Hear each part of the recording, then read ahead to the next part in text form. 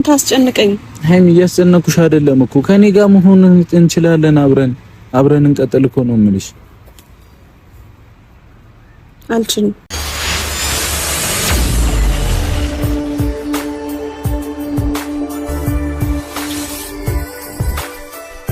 የጋሽዬና የብሩክ ሀሳብ እኮ አንድ ነው። ልጅቱን የተረዱበት መንገድ ማለት ነውና ሀብትሽም እንግዲህ ስለ ልጅቱ ጉዳይ ሌላ ነገር ሌላ መረጃ አግኝቻለሁ እያለ ነው።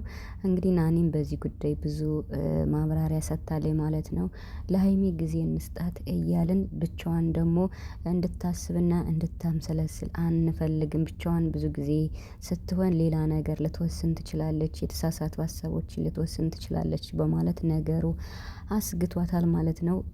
እንግዲህ ደግሞ ጋሽዬ ያለው ምንድነው ማለት ይሄ ነገር ብሩክ እንደማያደርገው ነው እሱ አስረግጦ የነገረኝ። ብሩክ እኔ ያላደረኩትም ጋሽዬ ካንተ የሚደበቅ ነገር የለኝም ብሎ ስለነገረኝ ብሩክ ስለማያሳፍረኝ ልጅቱ ደግሞ የእሱ ልጅ ነው እያለች እየተከራከረች ስለሆነ ልጅቱ ደግሞ በሆዴ ልጅ አለ እያለች ስለሆነ አይኗን አፍጣ ነው እንግዲህ የእውነት በጋሽዬ ፊት እንግዲህ እንደዛ ስትል የነበረውና ስለዚህ መጨረሻውን ማየት ስለምፈልግ መጀመሪያ ሀይሚና ብሩክ አንድ ይሁኑልኝ፣ በአንድ ይሁኑ፣ አይለያዩ፣ እንደነበሩት ይቀጥሉ፣ ነገሩን ለኔ ተውልኝ፣ እኔና ልጅቱን ጨርስ ነው ያለ ጋሽዬ ማለት ነውና ይሄ እኮ መፍትሄ ነውና ያን ያክል ልጅቱ የተረዳበትም ልጅቱን ትንሽ በሀሳብ እንደመደገፍም ቢሆንም ግን መጨረሻው ብሩክ አሸናፊ ስለሚሆን ብሩክ ነፃ ስለሚሆን በብሩክ ስለተማመነ ብሩክን በውስጥ አውርቶት እርግጠኛውን ብሩክ እኔ አላደረኩም ይሄን ነገር አድርጌ እንኳን ብገኝ ከእሷ ጋር መቀጠል አልፈልግም፣ እኔ ከሀይሚና ከሀይሚ ብቻ ነው ብሎ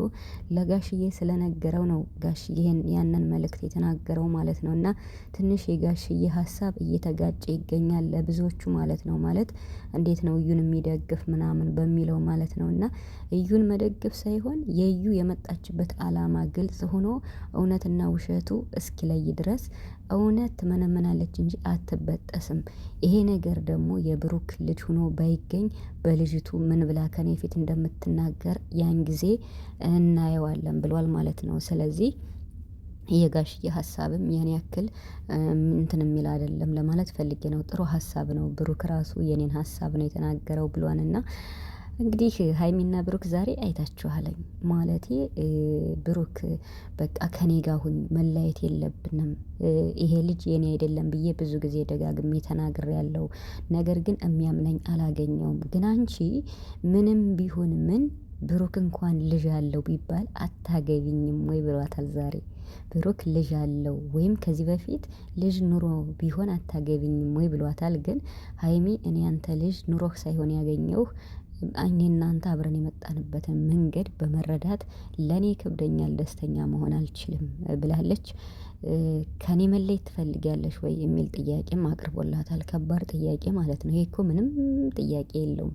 አትፈልግም ሀይሚ ካንተ መለየት አትፈልግም። አሁን የመጣባት ፈተና ከባድ ስለሆነ ብቻ ነው ተወዛግባ ያለችው ማለት ነው። ይሄ የአሁኑ ፈተና ቤተሰብ በቃ እንዴት ነው ጠላትን የሚያሳፍር የመጨረሻ የሞትና የሽረት ፈተና ነው። አስባችሁታል? በቃ ጠላትን የሚያሳፍር ማለት ነው። ምን መሰላችሁ? ጠላትን የሚያሳፍር ብሩክና ሀይሚ የፈለገ ታምር ፈተና እንኳን ቢመጣ ይሄን ፈተና ካለፉት ምንም አይነት ነገር ከፈጣሪ በታች እንደማይለያቸው የሚያረጋግጡበት የመጨረሻው የሞትና የሽረት ፈተና ቢኖር ያሁኑ ነው።